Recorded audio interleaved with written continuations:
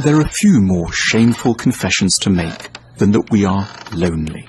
The basic assumption is that no respectable person could ever feel isolated, unless maybe they'd just moved country or been widowed. Yet in truth, a high degree of loneliness is an inexorable part of being a sensitive, intelligent human. It's a built-in feature of a complex existence. There are several big reasons for this. Much of what we need recognized and confirmed by others, a lot of what it would be extremely comforting to share, is going to be disturbing to society at large. Many of the ideas in the recesses of our minds are too odd, contrary, subtle or alarming to be safely revealed to anyone else. We face a choice between honesty and acceptability, and, understandably, mostly choose the latter. It takes a lot of energy to listen to another person and enter sympathetically into their experiences. We shouldn't blame others for their failure to focus on who we are. They may want to meet us, but we should accept the energy with which they will keep the topic of their own lives at the center of the conversation. We must all die alone, which really means that our pain is for us alone to endure. Others can throw us words of encouragement, but in every life we are out on the ocean, drowning in the swell, and others, even the nice ones, are standing on the shore, waving cheerily. It's deeply unlikely that we will ever find someone on exactly the same page of the soul as us. We will long for utter congruity, but there will be constant dissonance because we appeared on the earth at different times, are the product of different families and experiences, and are just not made of quite the same fabric.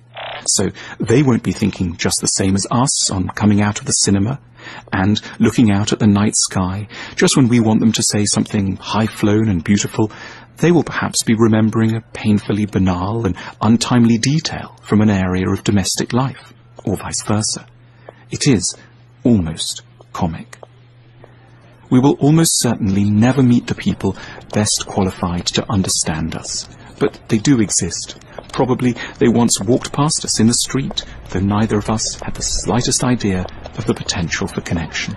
Or maybe they died in Sydney 2 weeks ago, or won't be born until the 22nd century. It isn't a conspiracy.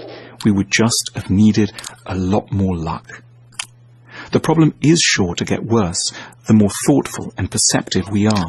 There will simply be less people like us around. It isn't a romantic myth. Loneliness truly is a kind of tax we have to pay to atone for a certain complexity of mind.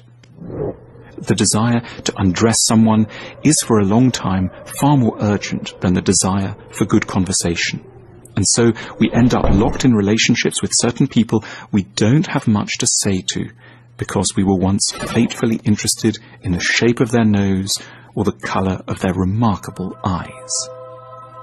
And yet, despite all this, we shouldn't be frightened or discomforted by our pervasive loneliness. At an exasperated moment, near the end of his life, the German writer Goethe, who appeared to have had a lot of friends, exploded bitterly, "No one has ever properly understood me.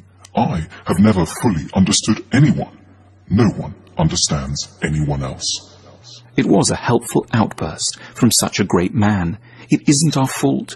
A degree of distance and mutual incomprehension isn't a sign that life has gone wrong. It's what we should expect from the very start. And when we do, benefits can follow. Once we accept loneliness, we can get creative. We can start to send out messages in a bottle. We can sing, write poetry, produce books and blogs, activities stemming from the realization that people around us won't ever fully get us, but that others, separated across time and space, might just. The history of art is the record of people who couldn't find anyone in the vicinity to talk to. And we can take up the coded offer of intimacy in, say, the words of a Roman poet who died in 10 BC, or the lyrics of a singer who described just our blues in a recording from Nashville in 1963. Loneliness makes us more capable of true intimacy, if ever better opportunities do come along. It heightens the conversations we have with ourselves. It gives us a character. We don't repeat what everyone else thinks. We develop a point of view. We might be isolated for now, but we'll be capable of far closer, more interesting bonds with anyone we do eventually locate. Loneliness renders us elegant and strangely alluring. It suggests there's more about us to understand than the normal patterns of social intercourse can accommodate, which is something we can take pride in.